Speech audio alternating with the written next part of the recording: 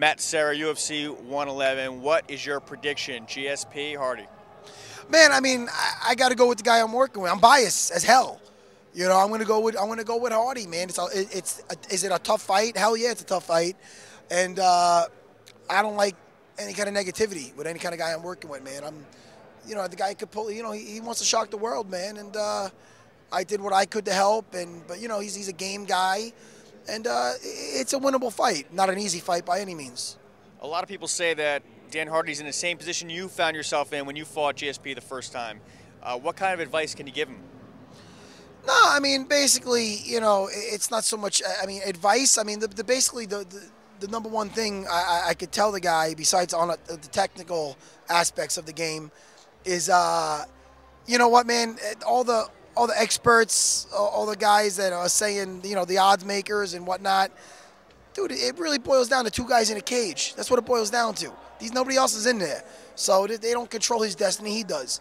And that's kind of what I just want to really hit home, because otherwise, why show up to fight? Because you already lost. That's what, you know. That's what they did with me, and you know, it wasn't the case. A lot of people were saying that GSP's chin is suspect, and he responded with, "Well, Matt didn't hit me in the chin; he hit me in the back of the ear, so my chin is fine." What do you say about that? George said that? Oh, that's sad. I don't think he would say that. He really said that? I mean, you know what? The first shot might have been wherever, but you know, the follow-up shots were pretty close to his chin, so I don't think he enjoyed it. But, you know, I don't want to attack the guy again. Maybe there was a language thing. I don't know. The hell is that?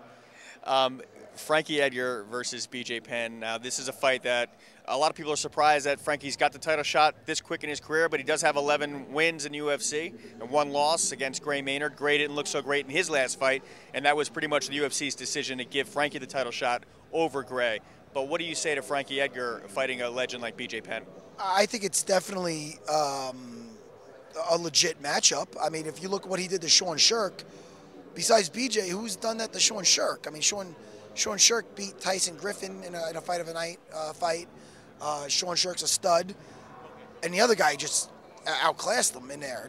I don't even think Frankie got hit. He was just bing, bing, bing. And then even when he wanted to go for his how it ended with the guillotine, and I mean, he was on point, and he's been on point. So, you know, I mean, Frankie knows that he's, you know, in a fight with BJ Penn, it's one mistake, you're out. You know, BJ Penn, and what can you say about the guy? Come on, it's BJ Penn. So, obviously, you know who the favorite's going to be.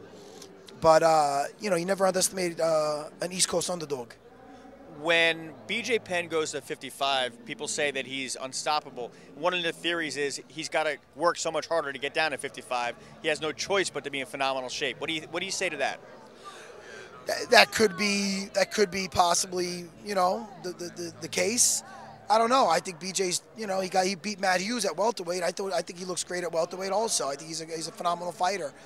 I don't know. I'm not in his training camp. You know, who am I to say? After you beat up Frank Trigg, what was the reaction like with the MMA community for you, towards you? I always get positive support, man. I mean, you know, there's going to be haters too, you know, but for the most part, it was all good, man, you know. I needed that freaking win, you know. Coming off 2 L's, even though one of them doesn't feel like an L, but it's all right. You ever see Sylvester Stallone? Did he ever say anything to you about using his walkout music? Nah, man, but he should be, you know, I think he should be thankful. Did you? That's it. Did you think? Did you put much thought into that? I mean, it's an amazing walkout song, and it takes a lot of guts to use it. Dos Santos uses it too. Guy's a stud. I don't think he fits the mold of that, but that's cool. It was kind of my thing first, but that's all right, dude. You can take it, run with it. You're knocking people out.